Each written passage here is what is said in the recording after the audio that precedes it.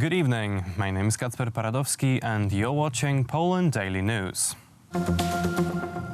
After a short but emotional debate, the Polish Parliament sent the bill on the structure of common courts to further work in committees.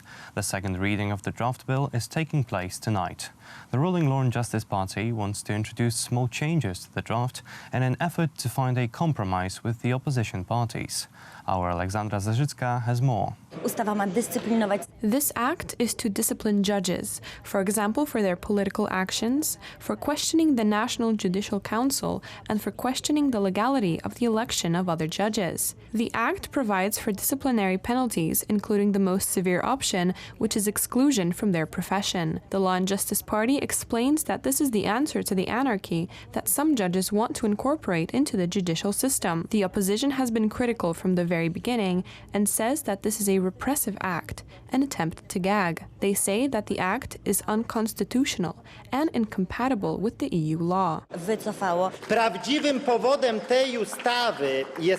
The real reason for this bill is that you know that your time of failure is approaching. The time is approaching when you'll be in front of Polish courts, explaining all of the scandals that Poles have witnessed over the last 4 years. You've been trying to guarantee yourself impunity over the last 4 years. This act, above all, concerns impunity. This law and its regulations applies to courts and judges, but intends to concern the right to justice. You want Poles to limit their right to justice by politicizing courts, by gagging judges, by bringing about total chaos in the administration of justice. If we agree to this kind of principle, which was created in the Supreme Court, that we are allowed to question the status of a judge who was previously appointed by the President of Poland, whether it be President Duda, President Lech Kaczyński, President Bronisław Komorowski, President Lech Wałęsa or President Aleksander Kwaśniewski, then we introduce huge confusion, chaos and the threat of anarchy, which will cause complete annexation of the Polish judiciary, and we will not allow it. Today, a Christmas meeting for MPs took place in the Polish Parliament with the participation of Archbishop Kazimierz Nycz, as well as speakers and deputy speaker of both the lower and upper house of the Parliament. The event took place despite the fact that a part of the left-wing opposition wanted to follow in the footsteps of Warsaw City Hall, which cancelled their Christmas meeting, motivating it with the argument that the church and the state should be separate.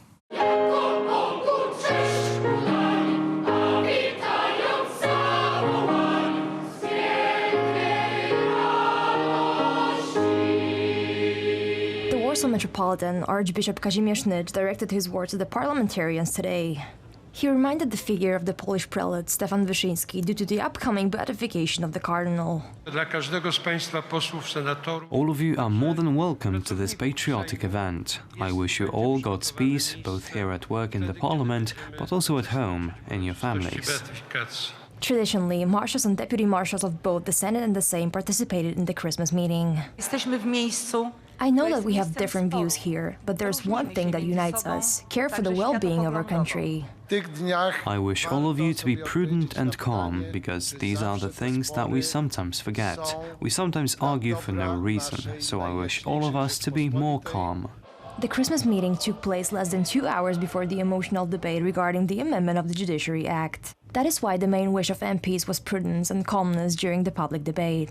It's very nice now, but it can change any time. We have to be focused on our goal, and that is to fix the system. The most important thing is to have a respect for one another. We have to respect each other and know how to talk to each other. Opposition MPs wish Law and Justice parliamentarians mainly the ability to dialogue and respect the other side. The Christmas time is all about the reflection. The state matters are extremely important and they require an afterthought.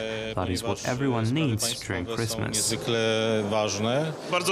I am a new MP, and this new position requires a change in my lifestyle. There are many new MPs in this term of office, so I think everyone needs to spend this Christmas time with our families, but also a dialogue.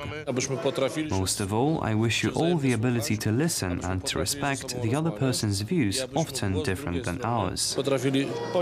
We should try to be together when it comes to important matters concerning families. family. I wish every MP to be guided by the words of my patron, Saint Thomas, that the politics is caring for the common good. The United States House of Representatives has impeached President Donald Trump. The Democratic Party, which controls the House, is accusing the president of abuse of power. The procedure will now continue in the Senate, which is controlled by the Republicans. This makes it highly unlikely that President Trump will be forced to leave office. On this vote, the yeas are 230, the nays are 197, present is 1. The House of Representatives brought Trump to charges, the abuse of power and prejudicing the investigation, the so-called Ukrainian matter. Today is a sad but necessary day for American democracy. The President of the United States is being impeached, and that is the right thing to do, because we have got to never forget that no individual in this country, certainly not the President of the United States, is above the law, is above the Constitution. So I support what the House did. President Trump abused his power, violated his oath of office, and betrayed our nation. This is a solemn moment for our country. But in the United States of America, no one is above the law, not even the president. No one is above the law, Mr. President. Hashtag defend our democracy. Unprecedented. This should never happen to a president again, Republican or Democrat. Entirely unconstitutional. Donald Trump doesn't seem to be worried about the decision of the Congress. So much fun. They want to impeach you. They want to do worse than that. By the way,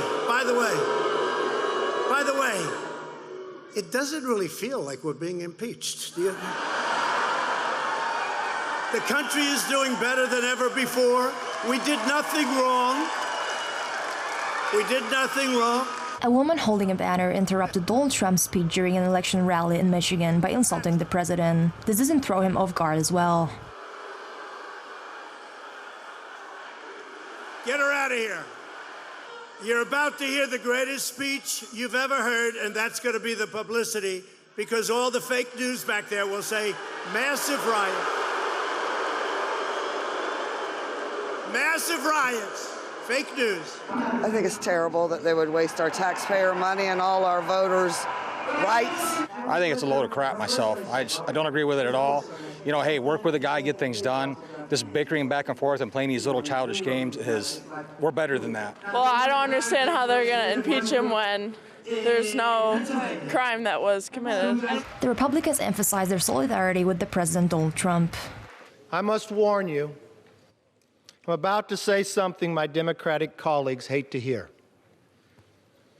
Donald J. Trump is President of the United States. If you say the President may refuse to comply, may refuse lawful process, may coerce an ally, may cheat in an election because he's the President of our party, you do not uphold our Constitution. You do not uphold your oath of office. Well, I will tell you this, I will uphold mine. I will vote to impeach Donald Trump. The Sixth Amendment guarantees the right of the defendant to face their accuser. But not only have the Democrats prohibited Republicans and the president from questioning the so-called whistleblower, his identity has been kept secret. Before you take this historic vote today, 1 week before Christmas, I want you to keep this in mind. When Jesus was falsely accused of treason, Pontius Pilate gave Jesus the opportunity to face his accusers. During that sham trial, Pontius Pilate afforded more rights to Jesus than the Democrats have afforded this president. Our democracy, our Constitution deserves standing up for, not Donald John Trump. This is the third time in the history of the United States when the president has been impeached. The matter of Donald Trump will be taken care of by the Senate, where the majority is represented by the Republicans. Today, leaders from many of the most influential Islamic countries, including Turkey and Iran, gathered for a summit in Malaysia with the aim of tackling issues that have agitated Muslims worldwide. Tensions are running high as Saudi Arabia decided to boycott the summit. Turkish President Tayyip Erdogan, together with Malaysian Prime Minister Mahathir Mohamad and Pakistani Prime Minister Imran Khan, were seen as prime movers behind the summit, but Khan decided to cancel his visit last moment. The decision came after pressure from Saudi Arabia, according to anonymous Pakistani officials. Turkish President Recep Tayyip Erdogan argued that the Muslim world can be strong if united. The biggest problem of the platforms that convenes regularly under the same roof is the lack of implementation. If we fail to advance in Palestinian cause, if we fail to prevent exploitation of our sources, if we fail to stave off sectarianism dividing our geography, this is the reason. Otherwise, Muslim world is not powerless. Muslim world is not weak or desperate. Muslims are not different than their rivals in terms of sources, population and geography. Iranian President Hassan Rouhani urged the countries to stand up against American economic dominance. The Muslim world should be designing measures to save it from the domination of the United States dollar and the American financial regime. The fact of the matter is that Muslim states can be complementary to each other in economic terms, and therefore the creation of a special mechanism for banking and financial cooperation among Muslims, the use of national money in mutual trade and commerce, the conclusion of preferential trade agreements in the Muslim world, investment in areas with relative advantage and similar ideas should be thoroughly investigated and started by the economists and experts of the Muslim states. Saudi Arabia stated that the summit was the wrong forum for matters of importance to the world's 1.75 billion Muslims, seeing it as a threat to its own pan-Islamic initiative, the Organization of Islamic Cooperation. That is all for tonight. Thank you for watching. Stay with us for Poland Daily Business. Good night.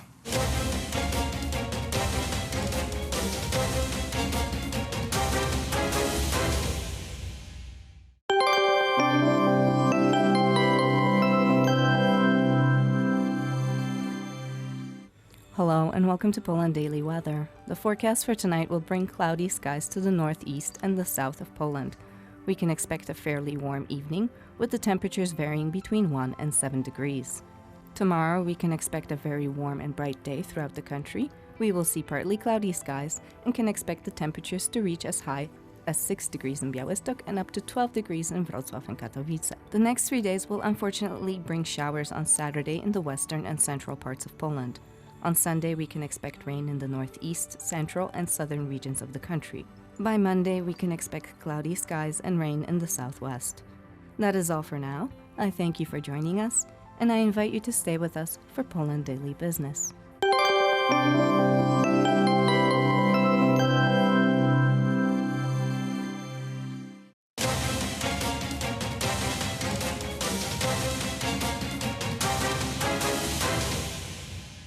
Poland Daily Business Edition. Tonight we will speak about Polish space sector and two remarkable representatives of this sector of industry, Ms. Krystyna Macioszek, software engineer of GMV company, and Mr. Paweł Wojtkiewicz, director of the company. Sir and ma'am, welcome to the show. Good morning. Good morning. Let us say a few words about GMV and how did you end up in space with this company. Well, let's start from you, sir. GMV is providing software solutions and products for space sector.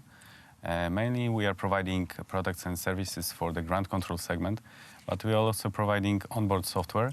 And recently we delivered to one of ESA satellite, OPSAT, software, which right now is the satellite is right now on orbit, and we'll see if this software will work.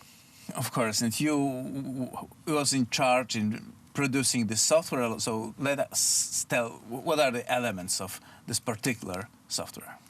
So the main goal of this software is to control the satellite. So one of the parts of the software is so-called attitude determination and control system, which is a software which makes sure that satellite is correctly positioned and oriented in the space. Other part is the telecommand and telemetry receiving and sending to the ground, which means that providing the communication with ground segment. And also we were responsible for the system which is responsible for monitoring the parameters on the satellite, and in case something goes wrong, we raise an alert and act accurately. Okay. Is there some parts of AI in this software? No, not really. Actually, there is a very little artificial intelligence on onboard software on any satellite, because we actually prefer you don't to want them relay... to turn against us. Yeah, that's true. But apart from that, actually, we prefer to rely on the ground segment operators because these missions, they are very expensive, and if something goes wrong, then we don't want to lose it. Right, you don't. The AI is a risky option. The GMV is a space company, as you mentioned. So let us tell, what was the way from the founding the company to joining to ESA by Poland 2012 to this recent achievement that is the onboard software on the major ESA satellite? Okay, so actually the company, we started working in Poland in 2009. And we started from the transportation sector. So we provided solutions for the public transportation. We provided products for field management system, passenger information system, ticketing systems. And once Poland joined to ESA in 2013, the Polish space sector exploded, and we were in a good place, in the right moment, and we had a lot of good engineers. Our team were experienced, and we were able to find our place in ESA programs. And as every company in Poland, we started from small projects. We started from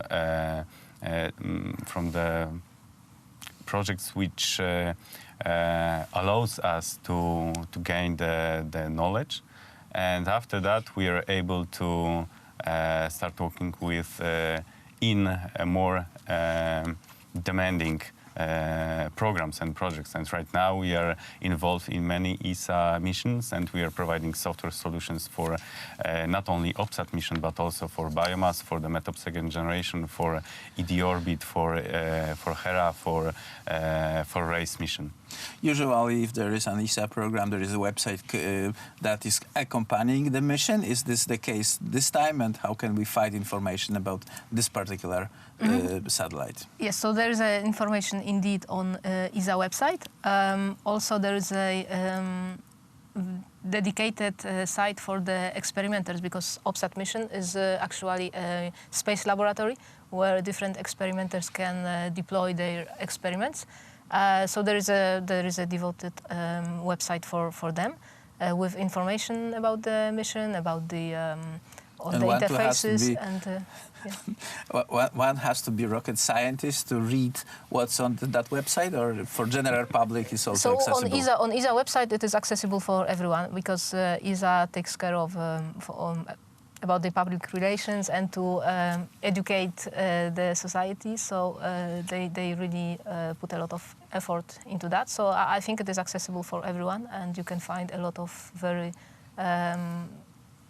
useful information on their website. Well, thank you very much for this conversation. Krystyna Macioszek, Paweł Wojtkiewicz, GMV Company. Thank you very much. Thank you. In Poland, in Christmas, there is a custom that we are looking for the first star. And to start this Christmas Eve celebration, you can look at the OPSAT situation on the website and check how the satellite is doing. And that was it for tonight's Poland Daily Business.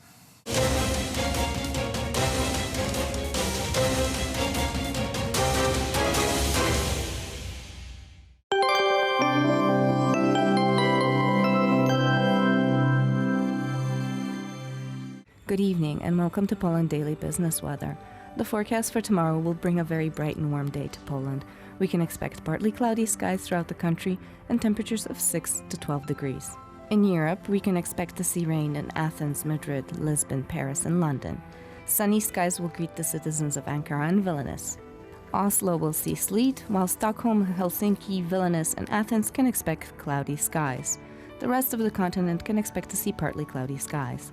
The warmest spot on the map will be Athens at 19 degrees, while the coldest will be Oslo at 2 degrees above zero. That is all for now. I thank you for joining us, and I wish you all a very pleasant evening. Good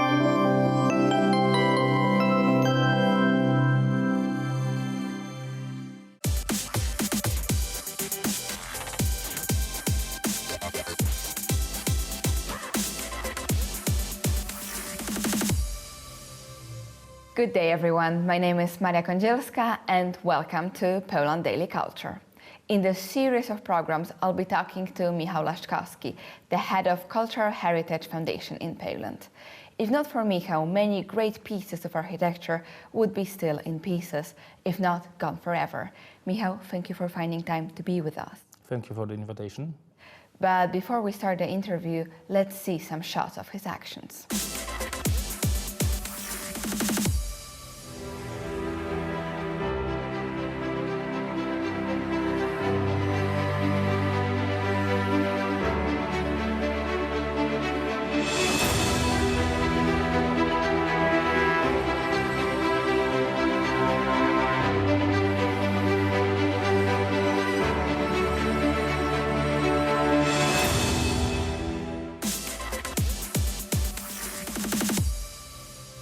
For Poles, the castle is Kamieniec-Podolski is the most known as a place where Pan Włodyjowski, Mr. Włodyjowski, was killed. But of course, it is a great piece of architecture, but not only the castle, but the whole city with its churches and with other monuments. And you, with your foundation, are also working there. What you're doing and which of those places do you take care of? If we think about Kamieniec-Podolski, it's the most interesting city in Ukraine, in my opinion, because it was a border city. So if we think about Kamieniec-Podolski, we think about the last Gothic cathedral. I mean, you are crossing when you're going to the east. The last Gothic cathedral is in Kamieniec-Podolski. Kamieniec-Podolski was also a city where there were some times where Turks were ruling there, and from that time we've got plenty monuments, Muslim monuments, even in the churches. Our project takes place in St. Nicholas Church. It's from a Dominican church, and church which is really impressive. It's very old. The base, the first part of it was built in a Gothic style. Then it was Renaissance, Mannerism, and the last part of it is made in Rococo style. The whole church was closed in the late 30s. Kamieniec was a part of Soviet Union. It was a warehouse, and in 1993 the whole church burned down. Fire was taken to the church, and in the 90s, church was almost fully destroyed. The renovation process started just in the 90s and takes place till now. Frankly speaking, we are always surprised with the things we are finding there. We renovated the paintings in one of the chapels, and suddenly we found other paintings in other chapels. We were 100% sure that everything is known. Right now, we know that this church has to be checked by the art historians one more time, because suddenly during the renovation process we discovered things we didn't expect it. The costs of the renovations are really high. We already put there, if we can say so, more than 2.5 million zloty, and we did something about 30% of the needed works. So this place, very important not only for Polish history but also for a touristic movement, needs to get special funds. And if the renovation takes already 20 years, try to imagine what the priests working there are thinking about the whole process. Probably they are annoyed already. They're annoyed. They would like to get rid of this church because it's the whole people active life takes the process of the renovation. It should be done in a faster way. We need another funds. Hopefully we're going to manage it and finish this project soon. So everything, as always, is up to money. Absolutely, but as I understand, you cooperate with the Ukrainian side as they understand the importance of these places. Kamieniec-Podolski is one of the most important touristic places in Ukraine. People are traveling there from all over the Ukraine, not only Ukraine, and we are always supported by the Ukrainian side. It's not about the money, because Ukrainian state doesn't have possibilities yet to give the money for the renovation, but all the other things that are needed, it's always covered, and hopefully the time will change, and I'll keep my fingers crossed for the Ukrainian state that there will come the day when they will be able to also to give some money for the renovation. I'll keep my fingers crossed. And you haven't found the grave of Wodejowski so far? We're still searching. And tell me, please, what are the plans for other projects of the Cultural Heritage Foundation in Poland? We've got a long list of the monuments we'd like to renovate. All the long list of the relics that need to be renovated. But right now we're working on a project of coalition of the defenders of the heritage. There are plenty non-governmental and unofficial organizations, institutions taking care of Jewish cemeteries in Poland, Polish cemeteries in the East.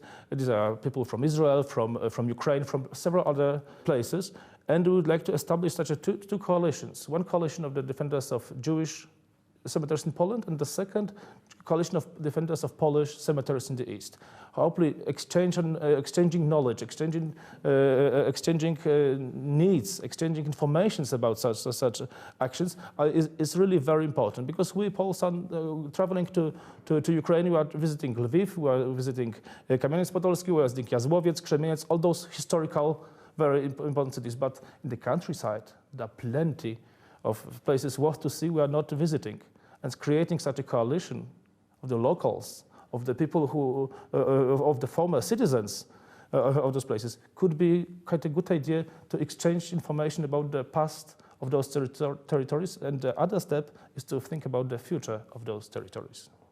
Absolutely, I'm amazed with this fact, and keep the fingers crossed that it all will work and we'll have, because otherwise those monuments, those places, those churches, those castles will just pass into nothingness, yes.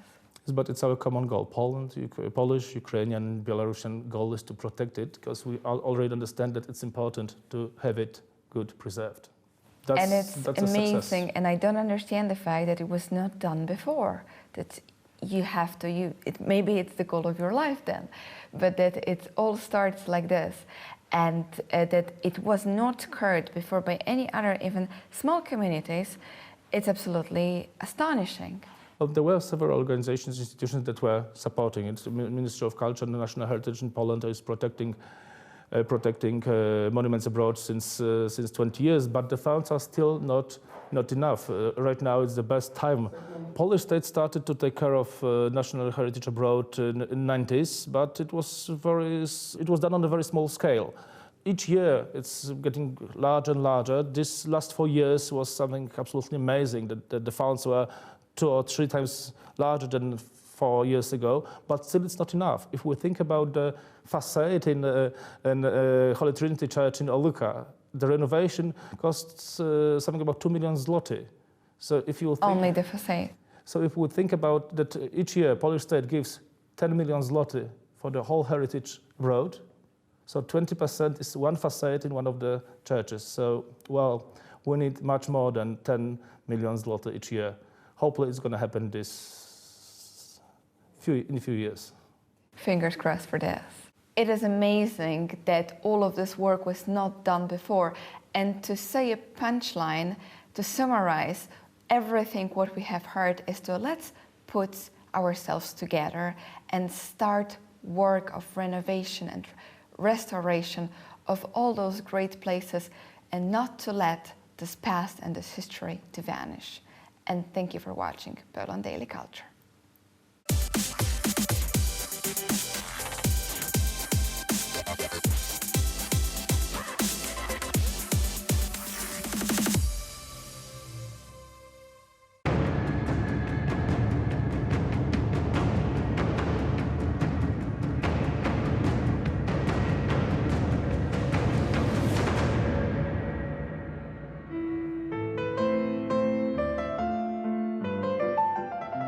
For Poland, the 19th century was a century of struggle for independence, and thus a century which for Poles did not end until the 11th of November 1918, when a new, independent Poland emerged from the ashes of the First World War. This is the story of how the 1905 revolution led, as those of 1830 and 1863 had not, to independence, and of the emergence of Józef Pilsudski as the leader of a reborn Poland. For Poland, the 19th century was a century of struggle for independence, and thus a century which for Poles did not end until the 11th of November 1918, when a new, independent Poland emerged from the ashes of the First World War. This is the story of how the 1905 revolution led, as those of 1830 and 1863 had not, to independence, and of the emergence of Józef Pilsudski as the leader of a reborn Poland.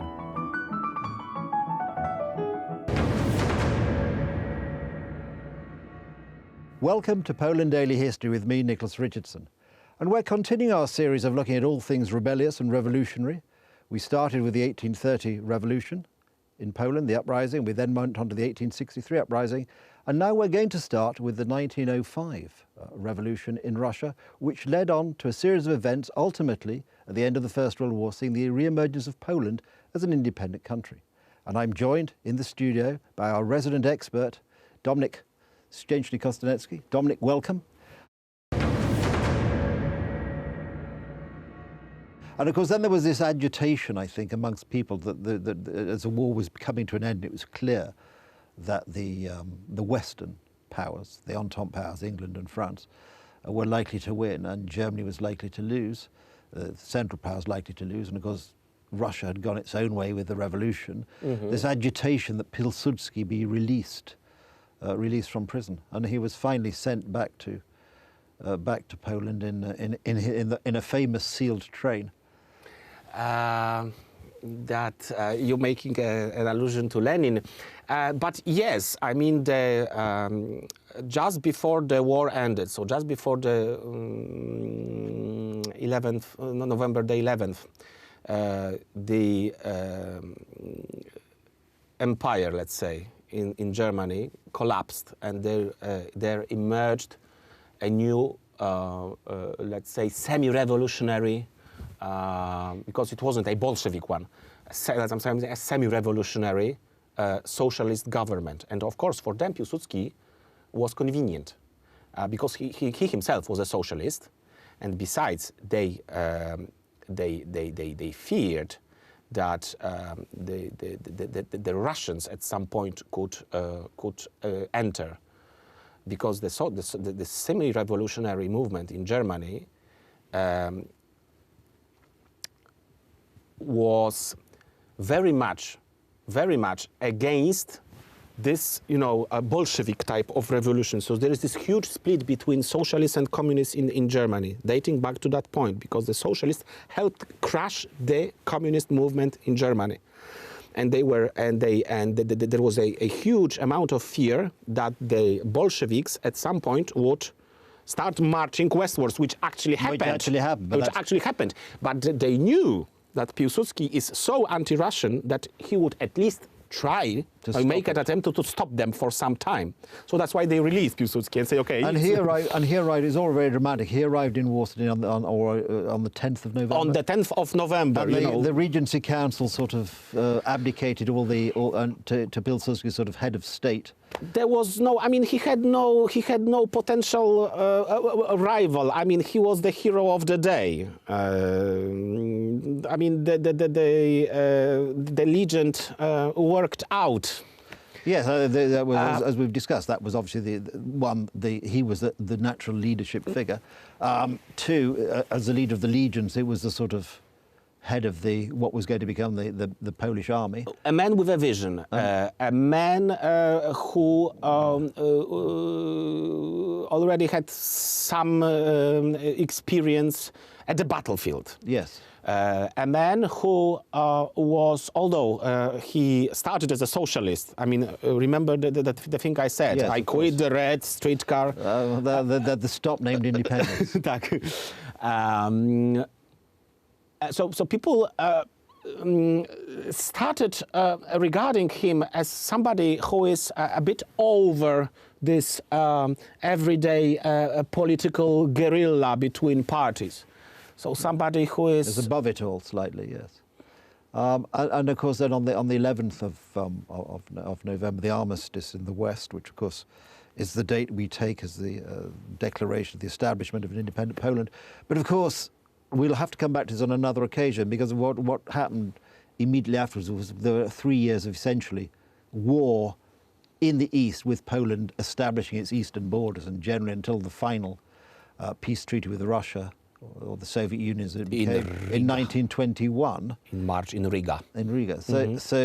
But that is, we'll have to. That's a very interesting. That's another story. We'll have to come back and talk about that later, because. So we've seen that from the 1905 revolution, which broke out in St. Petersburg, we've seen this steady development, which ends, I think, the story very neatly ends, or this chapter of our story at least, ends with Pilsudski assuming power of an independent Poland on the 11th of November 1918. Yeah, the Regency Council grants,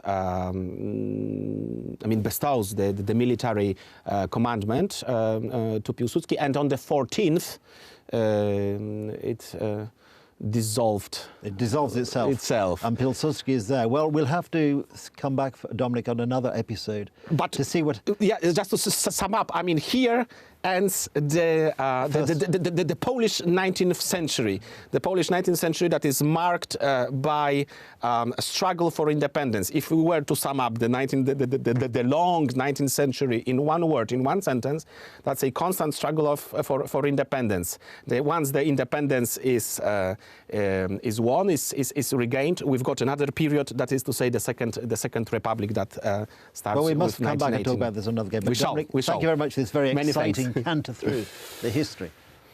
That's all we've got time for this time, but do join us again on Poland Daily History for more fascinating and exciting events from Poland's exciting and fascinating history. Thank you for watching.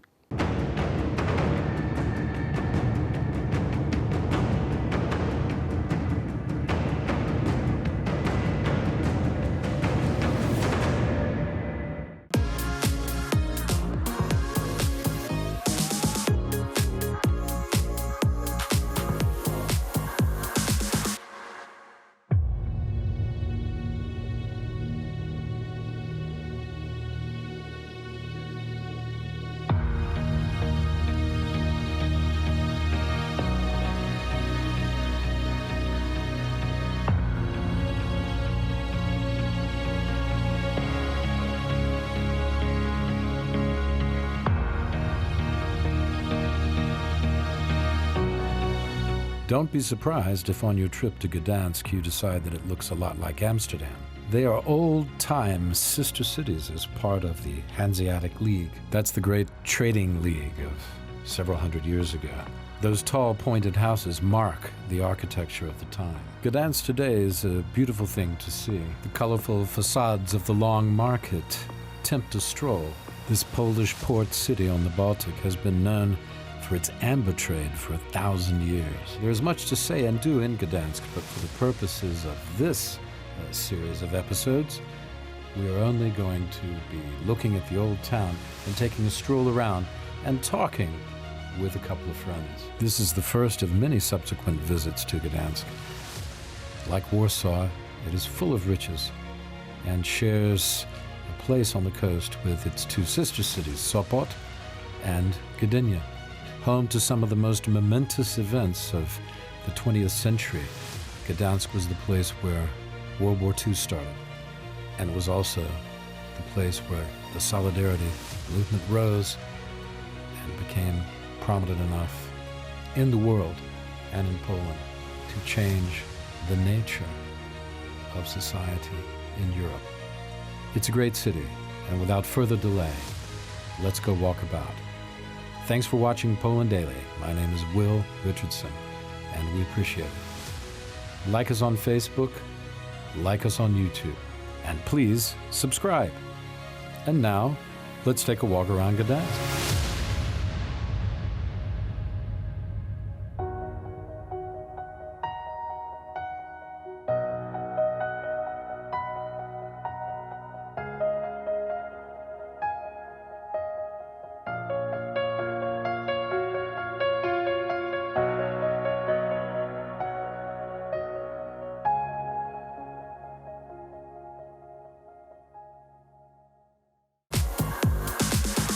Hey everybody, welcome back.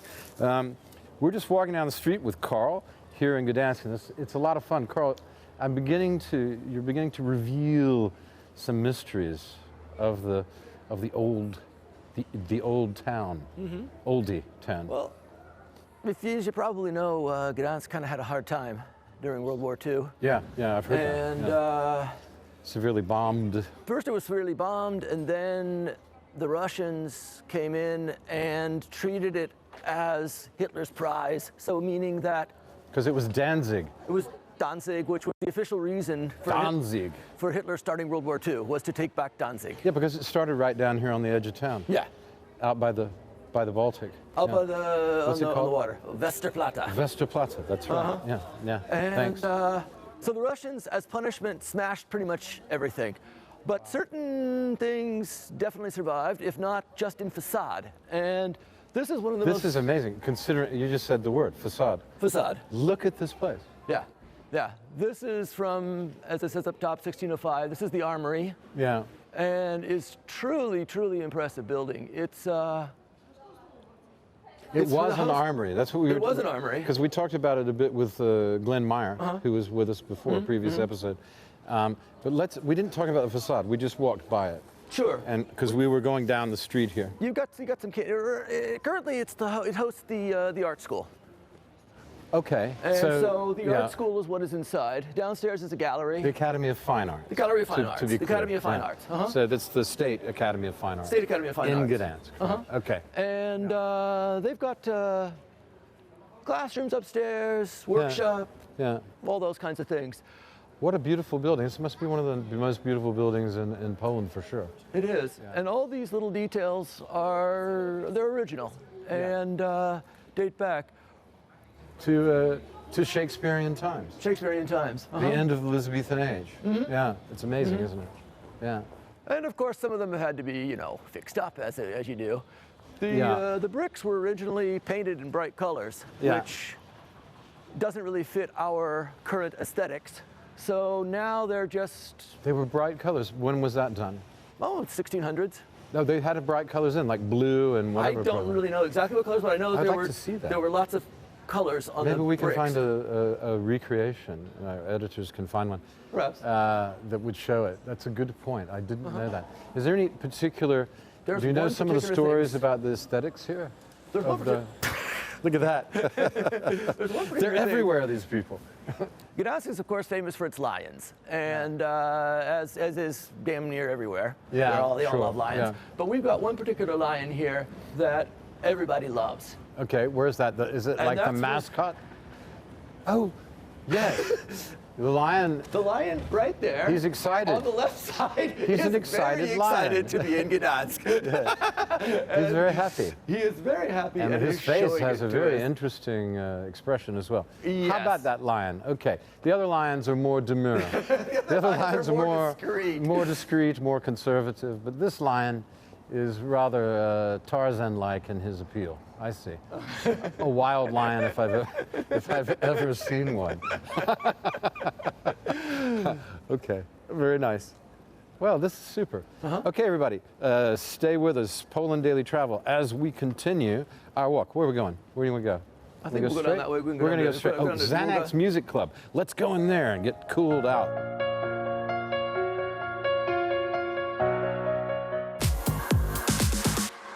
Yeah, as we were walking by, we just had to stop and look at these faces. Yeah, they're just completely ridiculous. What are they?